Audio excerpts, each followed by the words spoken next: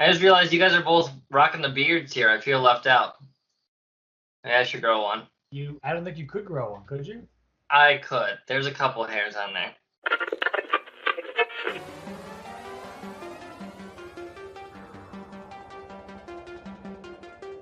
It's that time again. Time for the all-new Culture Cast, which begins right now. Hello and welcome back, everyone. I'm Nick, and with me tonight I have Rick and Brian. Hello. Hey, guys. And tonight we're talking Star Trek, as we have times before, but this time we're talking Deep Space Nine, the third series that came out, 93, I think? And some people maintain to this day that it is the best of the franchise. And Brian, you and I have been longtime fans of DS9. I remember for me, this was the first Star Trek series I watched from beginning to end. And Rick, you'd never seen it before. No, and I always thought the idea of them being mostly on a stationary ship sounded boring and didn't sound very Star Trek to me, so I always ignored it. Even though I also had heard it was the best, and Brian, I know you, Nick, have always said it's amazing, I never gave it an opportunity until now. What's so interesting, too, is that, you watched it for the first time finally. You finally begrudgingly watched it. I've seen it, probably the whole series 5, 6, 7 times. I don't know. So has Nick. And I just rewatched it with you, but I got ahead of you, and I couldn't turn it off again. It's so good. So we're at different phases here.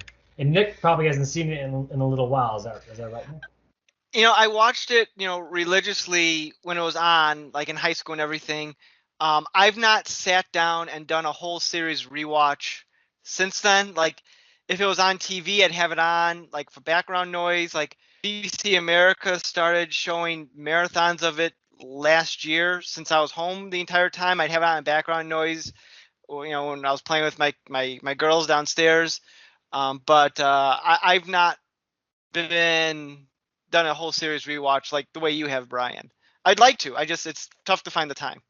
You need to just chip at it little by little, day by day. I do, and it's such a rewarding experience. I want to watch it again, and I was so jealous of Rick watching it for the first time. It's definitely experienced the first time because you don't know what's going to happen. No. So many twists and turns in that show. It was ahead of its time. And it truly is. It's really caught up finally with the world. I think the show still looks good. I think it's still. And when you get past season 3 and 4, get into season 5 when they change the uniforms, I think it really does still looks good. But that's, just my opinion. Yeah, I have to say that the first one, maybe 2 seasons was a real drag for me. I mean, it was just slow, and some of the episodes were bad. I mean, there were 1 or 2 good ones, but I was, Brian kept saying, like, you gotta hurry up. We gotta go. Listen, if you don't like it by season 3, I'm like, geez, like, what are the shows do I have to watch all the way to season 3 before it gets good? I'm like, TNG. That's true, but still, there's something about TNG, even on the bad episodes, that feels like home. But so I really didn't like it. I was like, man, this is going to be a drag to go through all these seasons. And I don't know if I'm going to make it. And I thought I was going to have to turn it off and quit. And I'm glad I did not. Because when it started hitting on all cylinders, I was blown away. Absolutely blown away. It was amazing. I mean, that's the best advice anyone listening to this could take away from this podcast is I was about to quit. And then I'm glad I didn't, because I think you have to take that to heart. Because if you can get through the first 2 seasons, which I don't think are that bad, not like TNG first 2 seasons, Well, but I didn't know the characters, I didn't know the people. Sure. So you gotta imagine from the first time perspective. It's brutal. That's fair. But if you can get through those first 2. Yeah, the first 2 seasons are very they're foundational. Like, stuff that's laid in those first 2 seasons pay off later on. Right. But they're very they can be tough to get through at times. there was a book I used to own, and I wish I still had it. It was called The Making of Deep Space Nine, and it was an official book, like not like some knucklehead that was just writing it. It was a licensed book, and it's pretty thick book. You might have that, Brian. Maybe is like a copy you have, Nick's. Yeah. No, well, I mean, one of the ones I gave you. Yeah, Maybe. I don't know. it might be passed around here. I honestly don't remember what happened to the book that I used to have. I should find it on eBay and buy it again because it was phenomenal. Like I love learning about the creation of television and the production side, and this book goes into it in spades. But one of the things they mentioned, if my memory is correct, this is 20 plus years ago, that when they were debating about doing a space station based show, they wanted to know, could we pull this off? And what they did was they took a whole season of TNG episodes and they said, could we do this same plot on a space station show? And if they figured out if they could, then they'd go forward with the concept. And they determined that we can do this, because I don't know what episodes they used or anything, but if you look at those first two seasons, they feel very TNG light. Like, this is the format, this is the template, this is what we're going to do. We're going to have here's our episode, the A plot, the B plot. Not much is going to change. Everyone's going to be happy at the end of the day, and all of that. It wasn't until the third season when I think they realized this is not working, and they decided to really ramp up the show and take it in a different direction, which was to its benefit. Yeah, what's so good about that, and the thing that I was most worried about was, so I just started watching Voyager now. Now that I'm done with Deep Space Nine, I started Voyager. I'm sorry. And it starts off very strong. Like the episodes are very, very good, like right out of the gate. And that hasn't been Star Trek, right? But my recollection from Voyager is that it gets really bad at the end because it gets so much in the Borg. You get so sick of the Borg. And you're like, I'm tired of seeing the freaking Borg, right? And it's all so samey. And I was nervous that this whole thing with the Dominion was going to be like the Borg. And it turned out that it was amazing. And it was genius. And I loved all the characters. The difference between the Borg and the Dominion is that the Borg are very one note. They should not have come back after Best of Both Worlds, because every time they've done it, and don't get me, there's been a lot of good Borg stuff. Like that's First Contact. I think you could maybe extend to be First Contact. Yeah. Okay. I'll give you that. Like, everything up to First Contact was good, or acceptable. The Not one Descent. with I was say the one with Lore, that was kind of weird, but that was described to be like they were like a fractured group of Borg. Like they had ways around it where it was like these aren't the real Borg and everything. But like First Contact, boom, should have been the end of it. But when Voyager came there, it was like the Borg weren't a threat. It was they kept going back. They weren't doing different things with the Borg. It was like, we are the Borg. We're going to simulate you. Voyager comes by, one torpedo, Q blows up. Yeah, from an Intrepid class starship. But with the Dominion, there are so many different sides to them. There's so much more you can do with it. They're made up of like 3 different races, at least 3 ones that we see, like the Changelings, the Vorta, and the Wayun. I can't think of their. No, that was the Vorta. Vorta, you mean the Jem'Hadar. The Jem'Hadar. And each of those groups are so different. Like there's so many things you can do with them. And it's great. Like I love how they keep killing Wayun. Yeah. That was great. That was amazing. I love that character. He was a great character. It really is. I mean, and it's hard to introduce a new race like that and to take it, and it's a real risk if you think about it. And they just did it so well that it paid off, but it's very complex. It's very complex. And what's crazy to think is they kind of made all this up largely on the fly. Like they didn't have like, this is our grand 7-year plan. Like when they introduced the Dominion, they had no idea that the founders were going to be Odo's people. Yeah, which is that was just something they just like. what if? And they're like, ooh. Spoilers alert! If anybody's listening, spoilers. Spoiler alert. Yes, that was us. We should have done that disclaimer. Spoiler alert for a show that's been off the air for 25 years. No But coming it feels like yesterday.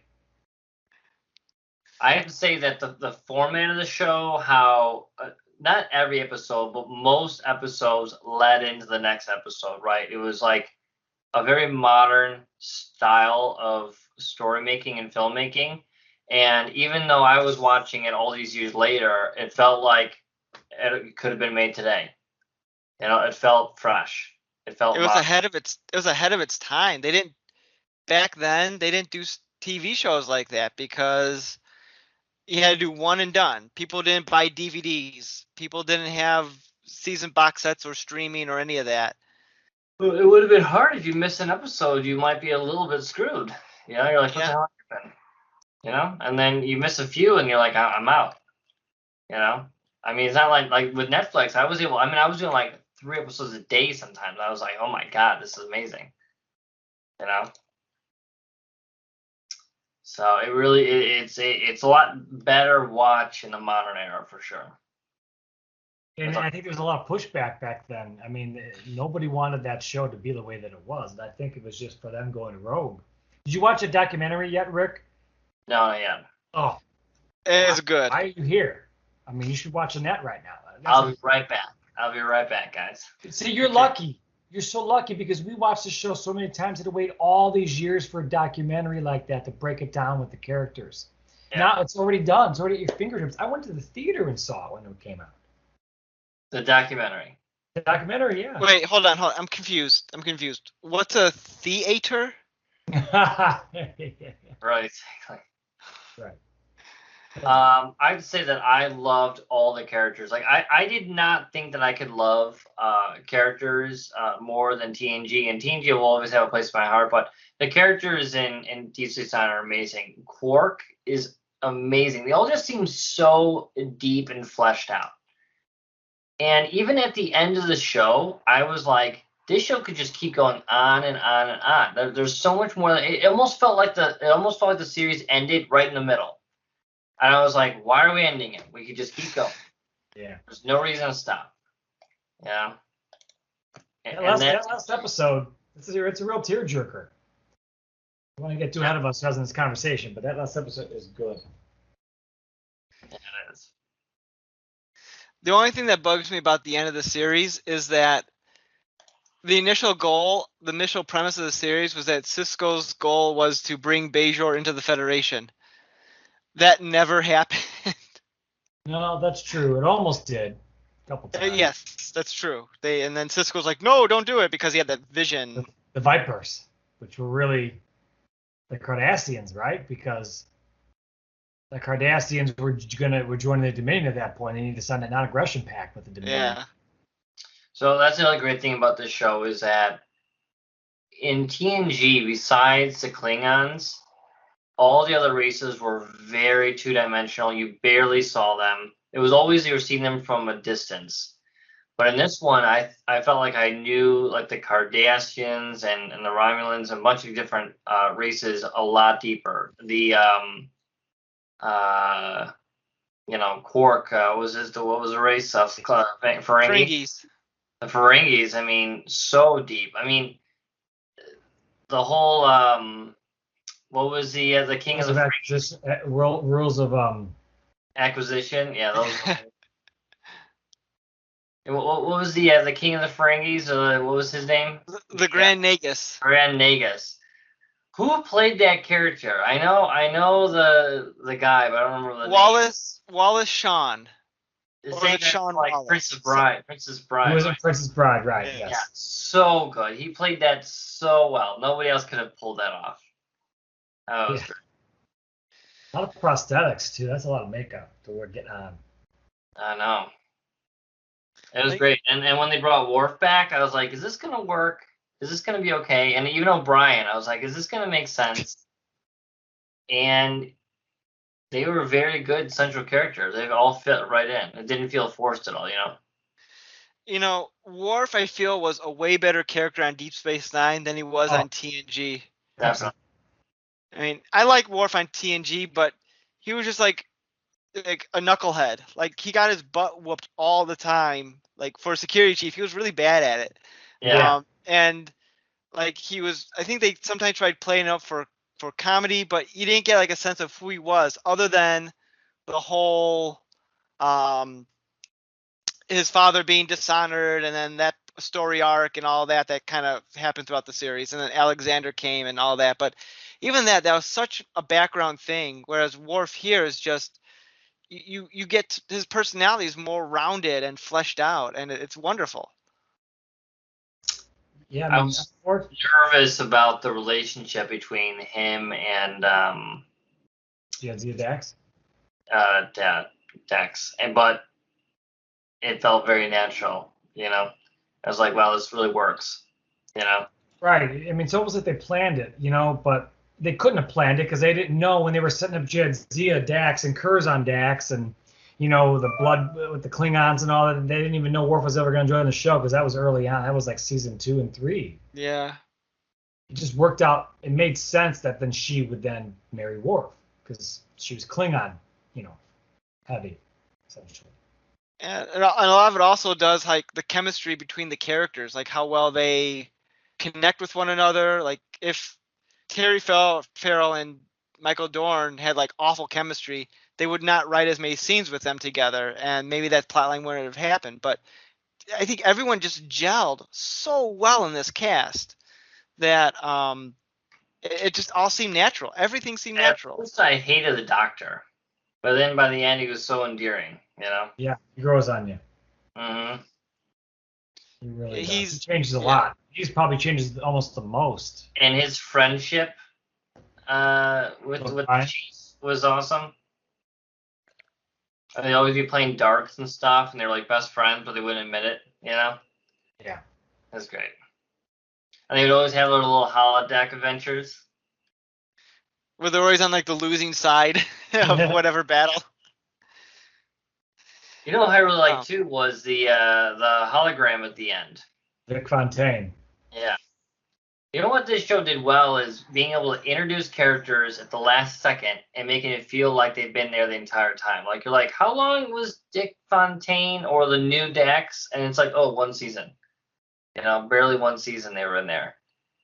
And you just they felt like they were there the whole time. Like you just like felt like you knew them. Well, what TNG never really did, Voyager never did really. Voyager, I guess it was 7 and 9, but it was different. Yeah. TNG would introduce like a new like Ro Laren, and she'd be in for like 5 episodes and then just disappear.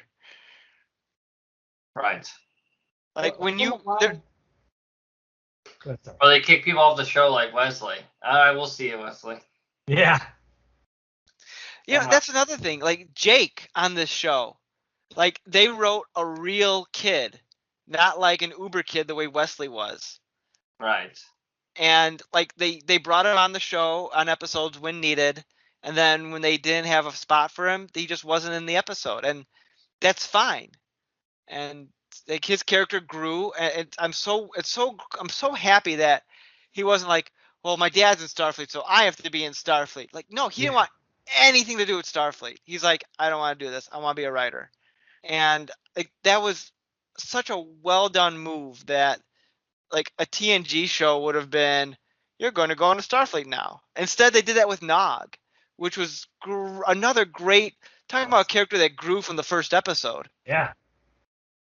And he wasn't even a regular character. He wasn't even a full-time character. Just like Garrick wasn't. Yeah. I mean, that all the side characters were so well developed too that it's towards the end there they were like all in each episode, and it's like they're all, they may not have been in like the opening titles, but they were a main character. Gul Dukat was an amazing bad guy. Oh, Gul Dukat, yeah, he was. He's all over the place. He's good, he's bad. He wants to help you, but he's on his own. But now he doesn't care about that, and he's doing the religious stuff. He's like, you don't know what that snake was going to do next. Yeah, it's made him great. It was amazing. I'd say this was the Star Trek with the most like religious elements in it. They weren't allowed to talk about that before. Yeah. Or if you have an alien that, because like on Earth, I guess religion is no longer a thing. Right. But Aliens, you could do it. yeah. And the fact that a Starfleet officer like was like their version of Jesus, kind of. Like, Yeah. That's, I wasn't sure what they were going to do with that as the series went on, but like I loved how it kind of all tied together in the end there. Yeah. Yeah, it was pretty good. I mean, even characters like Kai Wynn, just you love to hate him. It just I think the one character I wish I would have done more with was maybe Vivek Baral. I would have liked to see him, but I guess he served his purpose and he ran his course and they killed him off. I mean, Yeah. but I liked him a lot. I'm surprised they never went back to Kaiopaka. Yeah, If you remember, like she died, but she kept getting resurrected on that planet, but she couldn't leave the planet or something. If I'm remembering correctly. that's right, exactly right. But they never went back to her, but they did have a couple flashbacks of her That's true. later in the series, but through the prophets, never in person. Right. I would have liked to see her again, just to be like, Yes. hey, this is what's going on. What do you think we should do? Just to call back to that. But Well, it was really interesting that they did that. That was season 1. They killed her. yeah, I was shocked as like a kid. It was like 9, 10, whenever that show came out. I was like shocked that they would do that. Like, oh, this is going to be a long-time character. Nope. Well, I guess they had to give some reason why there had to be some tension, some drama. I mean, otherwise they would have joined the Federation probably a lot sooner. If it wasn't for Wynn. I think the character that had the most change was Nog. Maybe. Yeah, Nog was right. He did change a lot. I mean, he was like thief. Yeah. And all the way to he was hardcore Starfleet. And he got his shot and everything. He did. I think he becomes captain, but that actor died, unfortunately, passed away. Oh man. Yeah, last year, I think. yeah. There were a couple episodes where the characters played like they basically played without makeup. There were a few episodes where they took place in the past or something like that, and some of them were hard to recognize. I'm like, is that really what that person looks like? Yeah, those were visions basically from the Power Rates, I believe. The Cisco, the trick him. Yeah, everyone loves like that one episode where it takes completely in the vision and he's like the writer. Yeah. And it's a good episode, but a controversial hot take. I'm not a big fan of it. I didn't like it felt very out of place. I mean, I think the story itself was fine. I think they're doing a good message and all of that. I mean, I'm not against that, but it just seemed very. This is not Star Trek. This is not what's going on here. And I know they tried to tie it back in later on, and where he was like in the insane asylum, writing his story, and he was trying to open the orb of the emissary. Yeah, I don't know. That never quite worked for me. But well, let me tell you what I think happened there. I think they wanted who played Cisco? What's his name? Avery Brooks. Avery Brooks, thank you. Him or somebody or all of them wanted to do a story that had some message, right? And how do you talk about race and all the injustices of that time period in the future? It's hard. So you got to make it take place in the past, but how do you do that? So maybe that's they just wanted to have a message, an episode that had a message, and they wanted to be very specific, not like use aliens or anything. Yeah, I don't know. Yeah, I mean, but it'd be hard. You can't. How do you use aliens if you're talking about racism? In our history as humans, human history. Right. I mean, it would be an allegory, and people would have to realize what you're talking about. But that episode was but it wouldn't hit the nail on the head as much. I don't know. I mean, again, the episode itself was fine. It just seems very like we got this idea. Yeah, all right, we'll just put it in here. We'll make it work. But I agree with you, and I do agree with you that it was out of place. It didn't, make sense necessarily, but it was different. And the show took risks. I mean, it did. Like Voyager doesn't take risks. It doesn't. It never did. It was very bland. Blah. And that show could have did what Deep Space Nine did and enhanced it because they had a good premise for that. Being lost in space, Brilliant. low rations, the two sides of the crew kind of button heads. It's so much potential, but it's like, no, we're just going to be like TNG because that's what people like. And it's like, okay. Well, unfortunately, it just doesn't have the shelf life. Yeah, sure. In the moment, maybe it was popular, but it just doesn't have the staying power. I think that DS9 has a resurgence. TNG it's just everyone loves that. It just worked, The original series in TNG, no one's ever going to say anything bad about that. That's just kind of like, these are the classics. Yeah. I mean, I wish they would take Deep Space Nine and remaster it in 4K, but I don't think that's ever going to happen. That'd be tough. They did with TNG, but yeah, TNG is way more popular. I don't know. I don't know what all goes into that. I mean, I'd love to see it too, but who knows? Well, but that's to see it in not 4x3. Let's just see it in how they shot it. They shot on film. Did they shoot on film? Yeah. All those shows did. That's why TNG looks so good. When you watch the real deal, the remastered stuff. So same with TOS.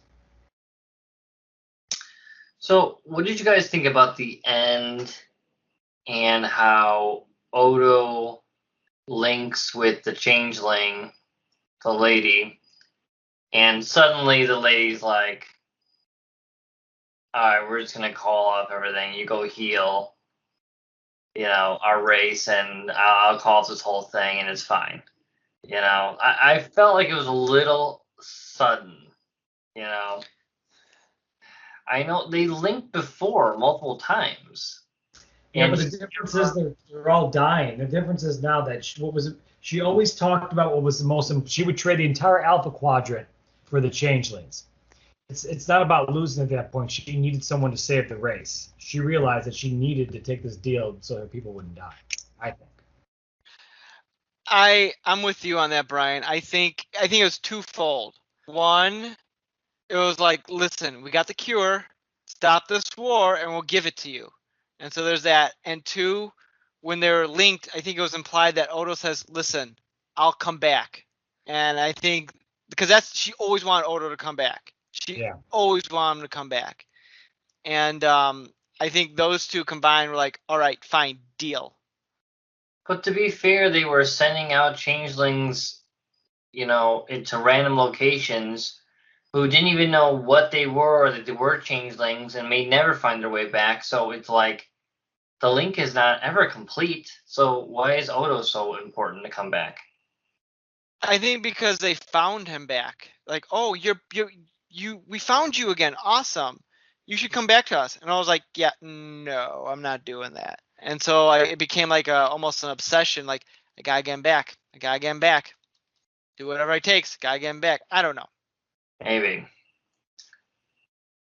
I think they said, what was like 100 of them they sent out in the galaxy? Yeah. 90 or something like that. It might have been 100. That is a plot line they never followed up on, which is unfortunate. No, wait, they followed up on it once because they found that other one that gave Odo back his powers. No, that was actually a different one. The one that gave Odo back his powers was the sample that Quark sold him.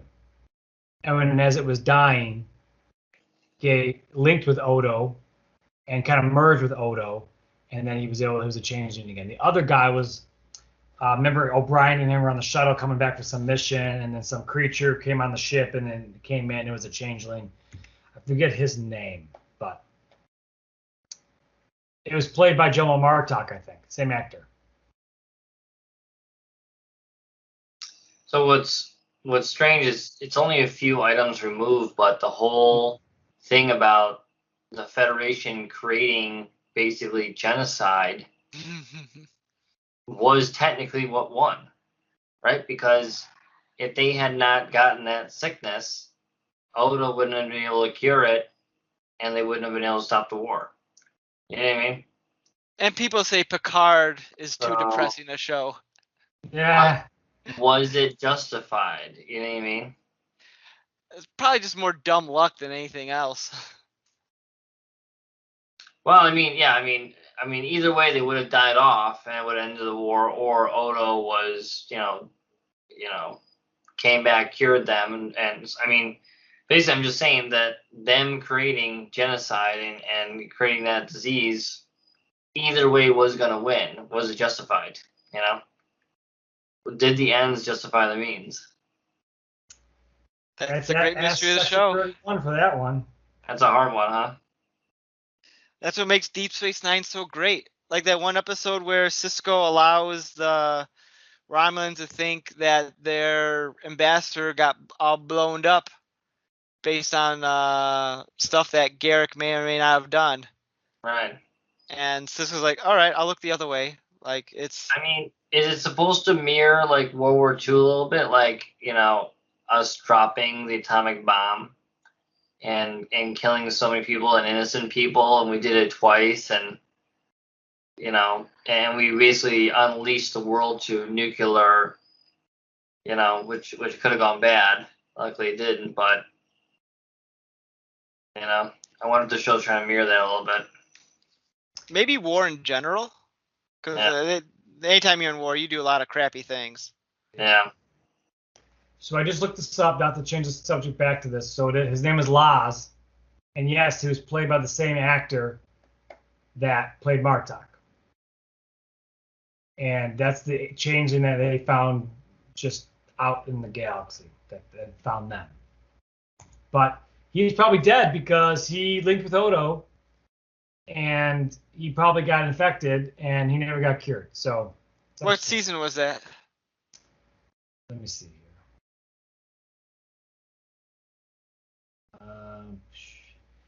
We should just put those stats like right there.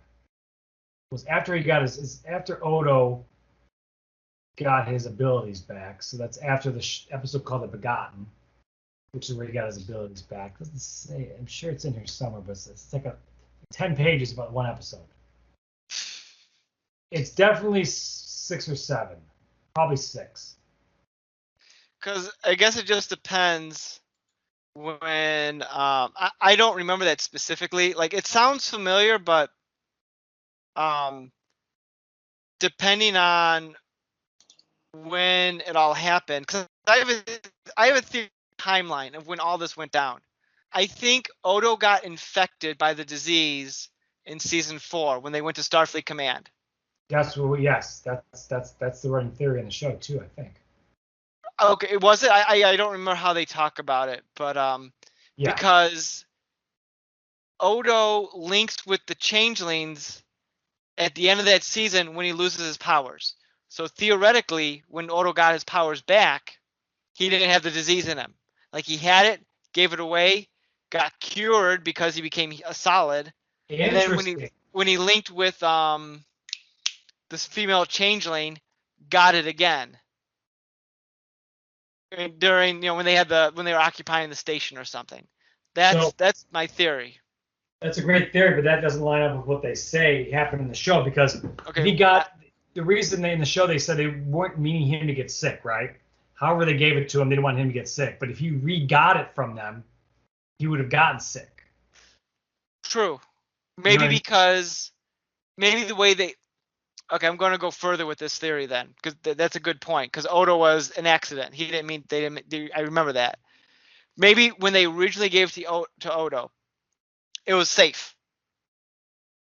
But then when it went to the changelings and they all were spraying it around, and then when Odo became a changeling again, whatever made it safe in him was no longer there. Maybe, yeah. Or it mutated and Odo got the Delta variant. And, Sounds like COVID. Are you trying to say the Federation is responsible for COVID? Section 31 might be. So that episode, I looked it up, took place in 1999, that with the other changeling. So 99 would have been the 7th season, right? I think it ended in 99. Yeah. So Or the end of 6, maybe. I looked it up. I'm looking at myself. 7/14. So it was the middle of season 7. So yeah, yeah. Lars is screwed. He's a goner. He's gone. He's He's dead. dead. Unless they found him. I don't remember if they had a way to get a hold of him, but I don't think so. He was just kind of out and about. Sorry, I Lars. miss him. He was a weird character guy. Yeah. Anyway, well, we determined that Lars is dead. Lars. Sorry. Sorry, Lars. So, favorite episodes. We each probably have one. I know what mine is. What's yours? The Visitor, I would say, is my favorite. Oh, What's that one? The Visitor, which is like episode 2 of season 4, where that's right after Worf joins, probably episode 3 or 4 actually, because after the 2-parter, where they go on the ship and Cisco gets struck, he phases out of reality, and then he's basically gone, and Jake grows up without him, and they try to get him back over and over again, and it's just a very good it's hardly on the Defiant at all. It's not on Hardly Deep Space Nine at all. It's just a great character piece. That's my favorite. But That some is say a it's the good best one. episode of the series. Some say, but I don't know. I wouldn't be able to say what my favorite is because honestly I can't remember them all. Because it's all just like a haze, Because you guys have seen them so many more times than I have. I've only seen them once each, So I cannot say. well, my favorite one is from the first season, Move Along Home, where they all have to do all those weird games. Oh God, no! I almost turned it off there. I don't know. I mean, it's been a while since I've seen them from beginning to end, but it's tough to say because they all like dovetail into one another. Like, Yeah. I like the baseball one, which is it's out of place when they do the baseball one because they're in the middle of a war. Let's all go play baseball, but whatever. It's a fun episode. It's a fun episode. It's a fun episode. The Visitor is fantastic. Man, it's tough to say. I mean, I thought your favorite episode was the episode where he got the Romulans to join the war. that's up there. That's definitely up there. Because it's so. The thing I like about that episode and Deep Space Nine in general is that it stays true to what Star Trek is, but it's not afraid to push it into some dark areas and things that we normally wouldn't see. You wouldn't see that on the Enterprise. Picard would not have done that. No. He would have turned Garrick in, and he would have been given some big speech about how this is not the Federation. Picard would have found another way because he's Picard. He wouldn't have needed to do any of that. He would have found another way. Yeah, but it's like I like when they push that stuff. I mean, when we were talking about the TV series Picard, how kind of dark and gritty that show got is because we're not in Starfleet, we're not doing things, and I like that side of the Star Trek world because we never get to see it all that much, and then when we do, it's cool to see because not everything is happy and roses and flowers and. There's a big bad universe out there that, and Lana would say it gets away from the Roddenberry formula, and I mean, same time, Star Trek has to evolve with the world. You can't keep doing the same old stuff. It's not going to work. It's going to die. That's just the way it is. So if you don't want it to die, it's got to evolve with the world. That's why I appreciate the new stuff, which I know is not always going to be the greatest, but I like how they're like taking chances and trying new things versus we're on another ship called Enterprise. Now it's the Enterprise G, and we are going to find new aliens. It's like, okay, how many times can you use that trope before it's just kind of like, But back to that episode really quick, another good part of that episode, which again was really out of its time, was that Cisco broke the fourth wall. He looked into the camera. And again, no other Star Trek show has done that. Well, maybe they have since then, but not to that point. And not a lot of shows were doing that in general then, in any show. So again, it just was really, it's pretty cool to see because it's like it didn't seem weird. The viewer like, oh, that's That's what happens on shows now. But it was in 1998 or 7, whatever. Wow.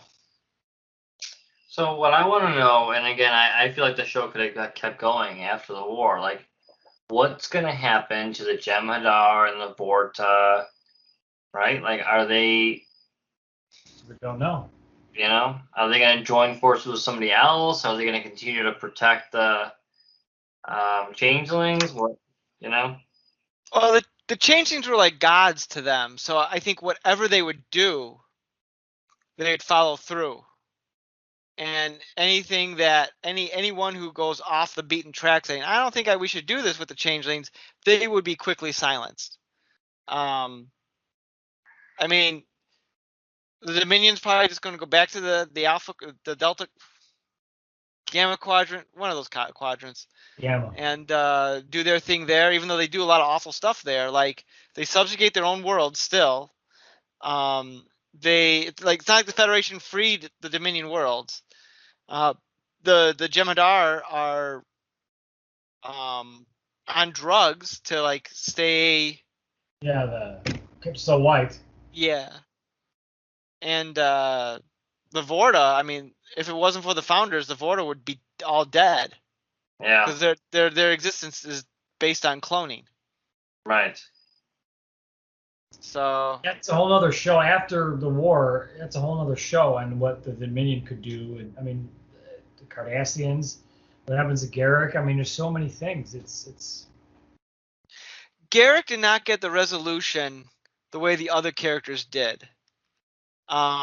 Because he was like they were taking that station on Cardassia, and they take it over, and Garrick kills Weyoun, and that's like the last you see of him. Well, he says about the doctor, but that's about it. Like you don't know what I mean. Supposedly he was some other stuff I'd read. It's not in the show. Supposedly the implication was that he was going to stay on Cardassia to help rebuild, but like you really don't know any of that, which is a shame. Because that's another character that went from who is this weirdo? Why is he like trying to get into Bashir's pants? And to like this big like he becomes like a hero at the end. He's great. It's a great show. If you're listening to this podcast, turn it off right now and go watch it. Start episode 1, The Emissary. Stick through the first 2 years. Important, and then it'll really kick into high gear. Right.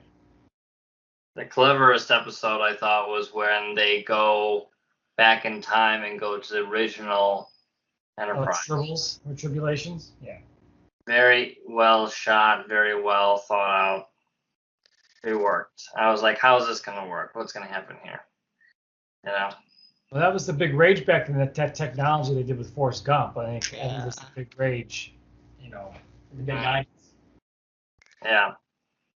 It's funny watching those. If you watch those 2 episodes back to back, like the original one and the DS9 one, it's cool how they did that. Like that cast must have had a blast doing that episode because they got to wear the old retro costumes. Yeah. They got to go on the sets, at least partial sets. I mean, they were inserted in different ones, but still. Very clever. They brought back the original actor who played the Klingon spy to. That's great, yeah. Where they got those sets from? They must have rented from some fan or something. I think if memory serves, and I could be way wrong, I think all they really did was like built a couple of hallways, and because like everything else, well, like they're in the old show, so they just however they do that technology to like. You in the bridge? Yeah, I think so. I mean, well, maybe they had like the station they were at. Maybe they built that or rented it from somewhere. I don't know, but I think the majority of it.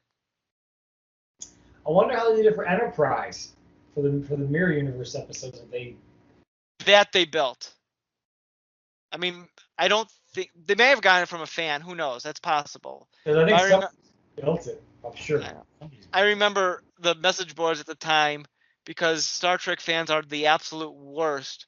Were complaining about Enterprise because that's what they do, and they were complaining about that old episode, that episode in the Mirror Darkly, and complaining about how like the rails, the red rails that go around the bridge, how they're like, no, it's supposed to be circular, not like angled like they are. It's like, oh my god, who fucking cares?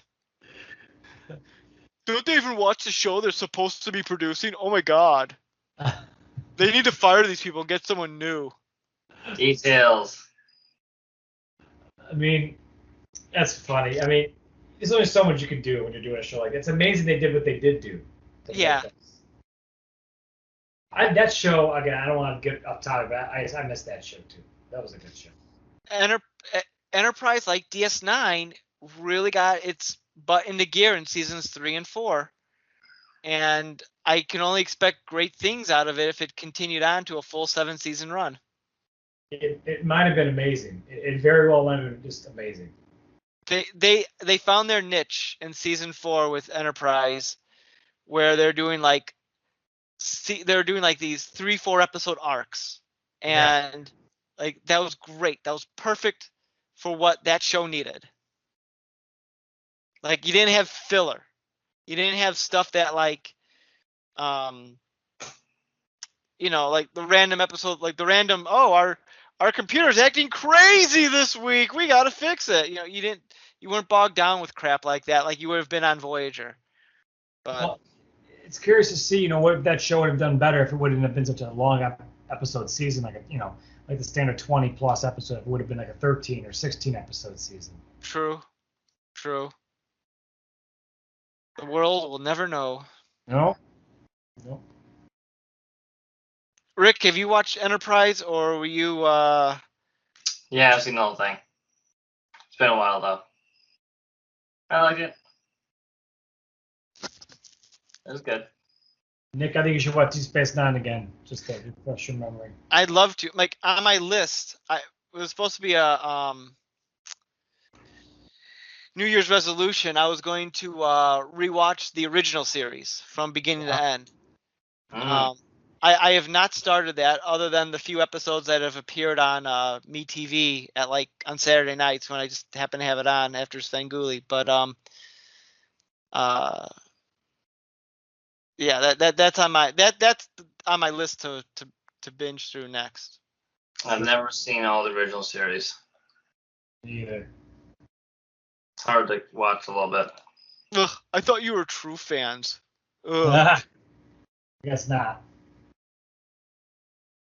Not to that level. I haven't watched any Discovery yet. I'd maybe wait till it's all done. Yeah, I will. At this point. Anyway, I will say this: like Deep Space Nine, Discovery's first 2 seasons were kind of uneven, but season 3 was solid all the way through, in my opinion. I haven't seen it yet. I haven't seen it. Then I won't say anything more, because there are some things I think they could have improved upon, but I don't want to spoil anything and or give a false. it seems so un-Star Trek-like that I feel guilty if I do like it. Like, I feel like I have to hate it. But you have to give it a shot. Again, it has to change. It's never going to be what it was, and it shouldn't be. Otherwise, it won't survive. Look at Enterprise. They tried that. It didn't work. I liked it. It was a good show, but... Yeah, but is Discovery really doing well? How many people are watching this show? Enough that's renewed for season 5. You can't believe those YouTube videos, Rick. They're the QAnon of nerd stuff. We'll see. I don't like those idiots on YouTube who are like Overlord DVD or whatever that idiot's name is, or the Critical Drinker. They just hate everything that's new. They don't cite anything, and they just make up stuff. And I will say the first season is a little rough. The second season's good, but they don't quite stick to landing at the resolution, but the third season was definitely the refresh they needed. Hmm.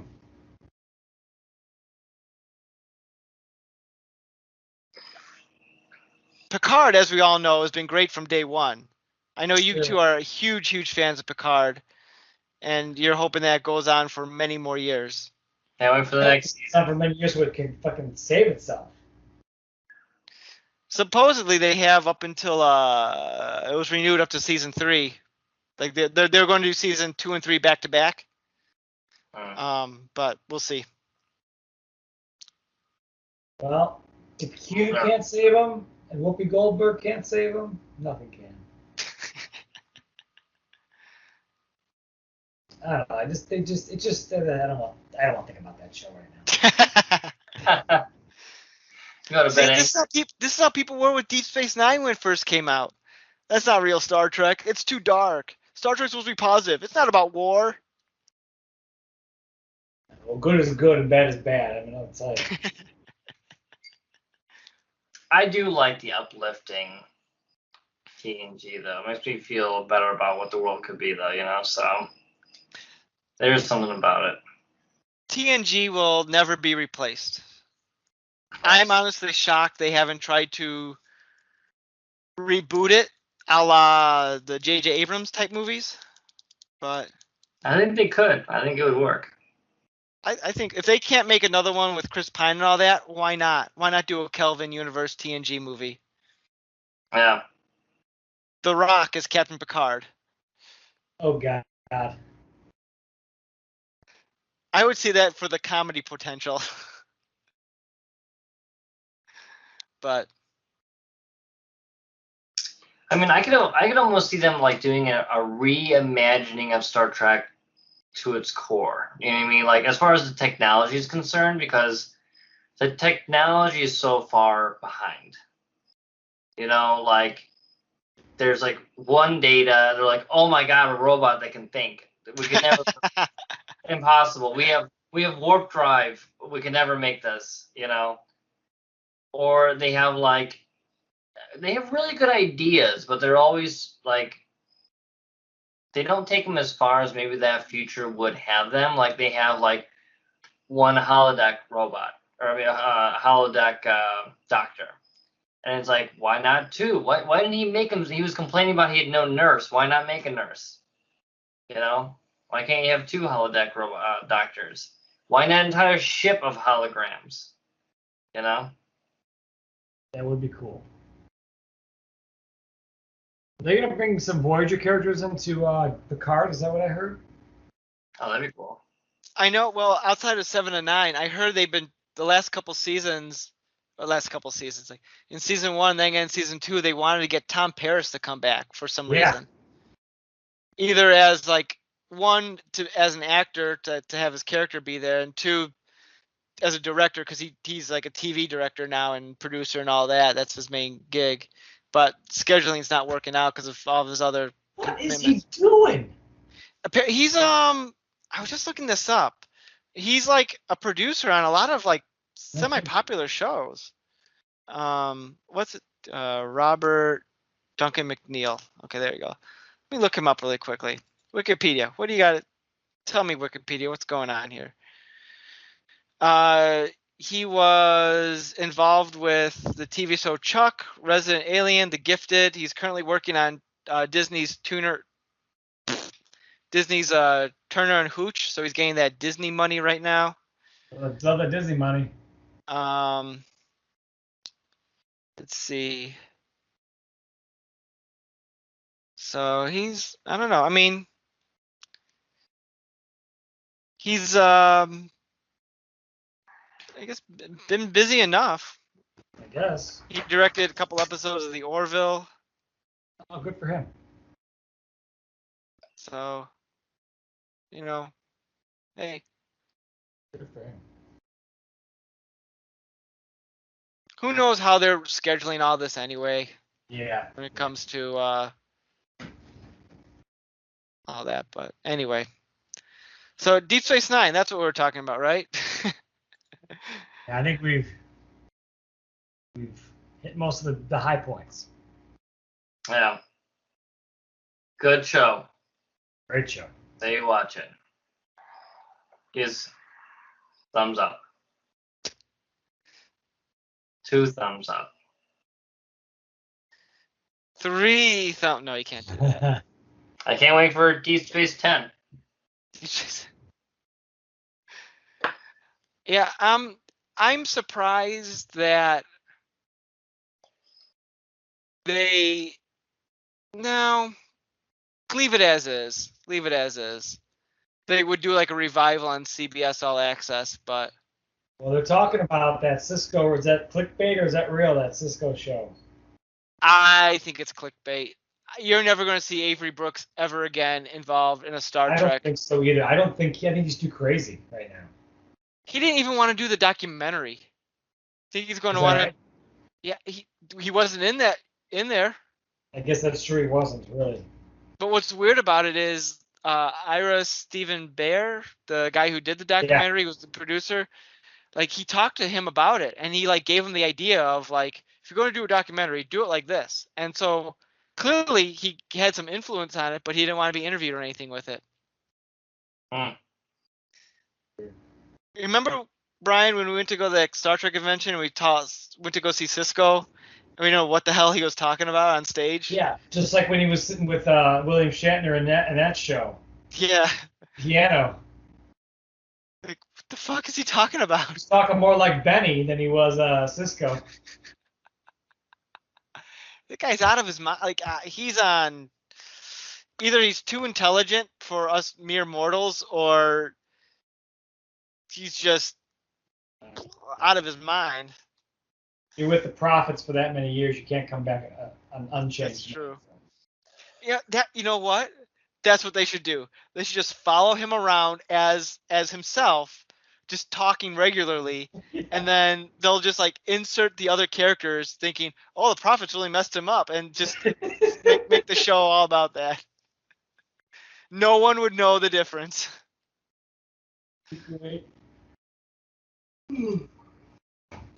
All right, guys. Well, I got to get going, unfortunately.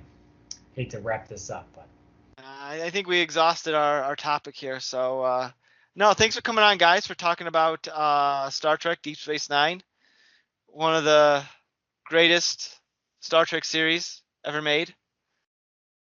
Agreed. I want to watch it right now. That's what you're going to do. That's why you have to leave. You're like, yeah, right. After talking about it, I'm going to watch The Visitor again. So. All right, everyone. This has been the All New Culture Cast. Thanks for tuning in, and stay with us next week as we talk about Twilight. Have a good one. Bye-bye. You've been listening to the All New Culture Cast. Check us out on social media. Drop us an email at nick.culturecast@gmail.com. We can't promise we'll read it. Theme music by Dana Vodovaz. Check out his work on YouTube with Vodovaz Music Productions. This has been the all-new Culture Cast, a saltwater production. Original material copyright 2021. Thanks for listening. Yeah, no. I'm finally glad you were able to finally watch Deep Space Nine and get with it. It was great. I feel sad that it's no longer my first time now. It's over.